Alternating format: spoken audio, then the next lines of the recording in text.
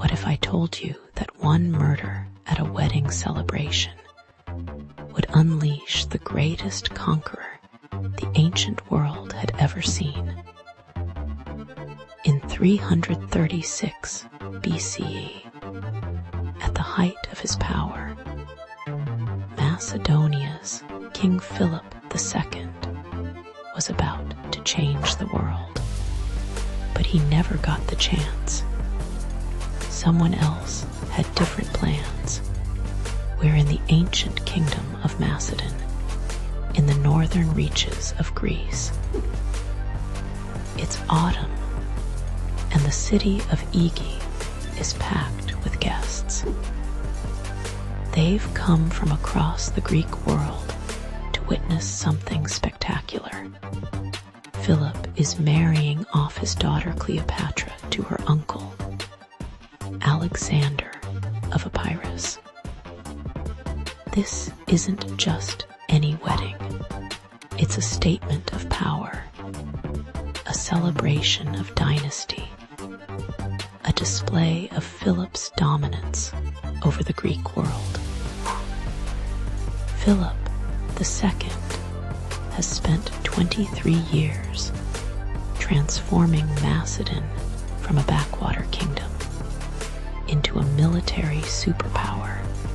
He's conquered most of Greece, revolutionized warfare with his famous phalanx formation, and built an army that's virtually unstoppable. He's planning something even bigger, an invasion of Persia, the mightiest empire on earth. Everything is falling into place. His daughter's wedding is the perfect moment to showcase his success. The morning of the celebration arrives with great fanfare. The theater at Aegae fills with nobles, dignitaries, and foreign ambassadors. Philip has orchestrated an elaborate procession to honor the 12 Olympian gods. But there's a 13th statue in the procession. It's Philip himself, presented alongside the gods. This isn't just confidence. It's bordering on blasphemy. Philip is declaring himself equal to the divine. Philip enters the theater in a white cloak, radiating confidence and power. He's made a deliberate choice that morning. No bodyguards will accompany him into the theater. He wants everyone to see that he fears no one. He walks alone, basking in the adoration of the crowd. This decision will cost him everything. A man named Pausanias approaches from the shadows. He's one of Philip's own bodyguards, a member of the elite royal guard. In his hand, he conceals a Celtic dagger. As Philip enters the narrow passage leading into the theater, Pausanias strikes. The blade plunges between Philip's ribs, piercing his heart. The king of Macedon collapses. Within moments, he's dead. Chaos erupts. Pausanias runs for his life, racing toward the city gates where horses wait for his escape. 3 of Philip's bodyguards sprint after him. They're gaining ground. Pausanias trips on a vine root and falls. Before he can rise, the guards are upon him. They kill him instantly with their spears. The assassin dies without speaking a word. But here's where the story gets really interesting. Who was Pausanias, and why did he do it? The ancient sources give us one explanation. Years earlier, Pausanias had been in a relationship with Philip. Another courtier, also named Pausanias, had insulted him publicly. The first Pausanias complained to Philip, but the king did nothing. The insulted Pausanias grew bitter and resentful. According to this version, the assassination was personal revenge. Yet many historians, both ancient and modern, suspect something far more sinister, a conspiracy, and the list of people who benefited from Philip's death is long and suspicious. Let's start with the most obvious candidate, Philip's son, Alexander. Alexander is 20 years old when his father dies. He's brilliant, ambitious, and trained by Aristotle himself. But his relationship with Philip has become strained. 2 years earlier, Philip took a seventh wife, a young Macedonian noble named Cleopatra Eurydice. At the wedding feast, Cleopatra's uncle stood and prayed for a legitimate heir to the throne. The implication was clear. Alexander, whose mother Olympias was from Epirus, wasn't Macedonian enough. Alexander threw his cup at the man. Philip drew his sword and lurched toward his own son. But the king was drunk and stumbled, falling flat on his face. Alexander mocked him. "Look, men, here's the man preparing to cross from Europe to Asia, and he can't even cross from one couch to another." Alexander and Olympias fled into exile. Though they eventually returned, the damage was done. When Philip dies, Alexander moves with lightning speed. Within hours, he's proclaimed king by the army.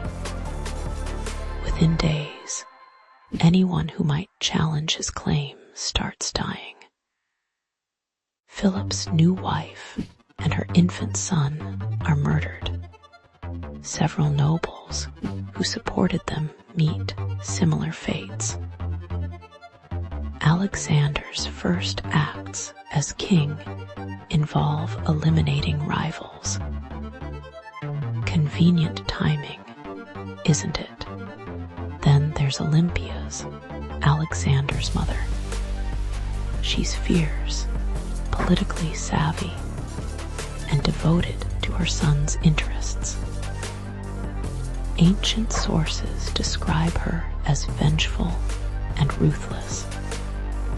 She practices mystery religions involving snake handling. She's been sidelined by Philip's new marriage.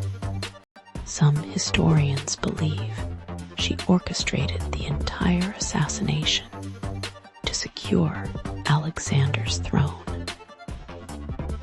When Pausanias' body is brought back, Olympias reportedly places a golden crown on his head and cremates him with honors.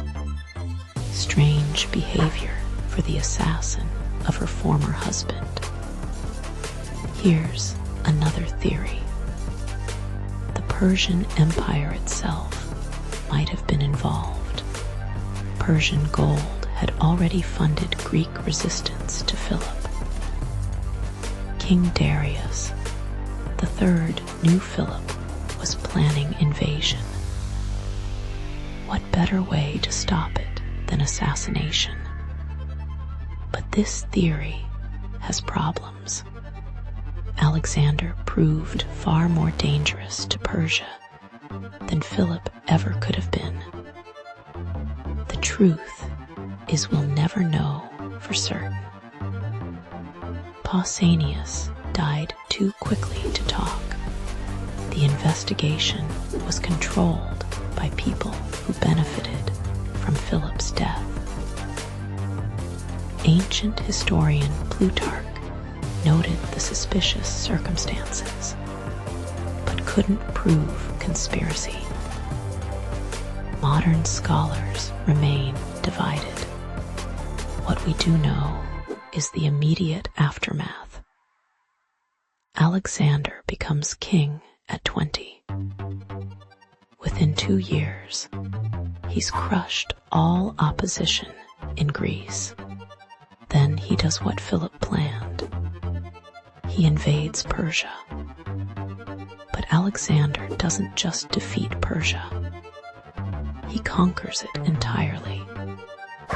He marches his army through modern Turkey, Syria, Egypt, Iraq, Iran, Afghanistan, and into India. He creates an empire stretching from Greece to the Himalayas.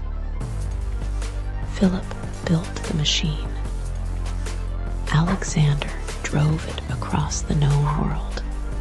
Would Philip have achieved the same conquests? We can't say. But Alexander's youth, energy, and seemingly limitless ambition pushed the boundaries far beyond what anyone imagined possible. In just 13 years, Alexander changed the face of civilization forever.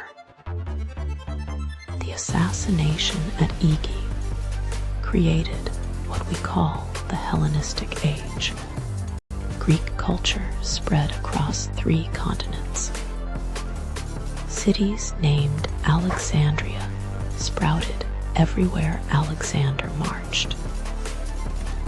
Greek became the common language of commerce and learning. Eastern and Western cultures blended in unprecedented ways. This fusion influenced everything from philosophy to science to religion. The world Jesus Christ would be born into 3 centuries later was shaped by Alexander's conquests. And it all began with a dagger thrust in a theater passageway. One moment of violence during a wedding celebration. One bodyguard with a grudge. Or perhaps following orders from someone powerful. We'll never know if Pausanias acted alone, or if he was a pawn in a larger game. Philip II spent his life building an empire and planning for immortality. Instead, he got a knife in the ribs and a footnote in his son's story. History remembers him mainly as Alexander's father, but without Philip's murder, Alexander might never have become the Great. Sometimes the course of human civilization turns on the edge of a blade. One death at a wedding changed everything that came after. The question that haunts historians is simple but profound. Who really wanted Philip dead? And did they understand they were about to unleash the greatest conqueror in ancient history?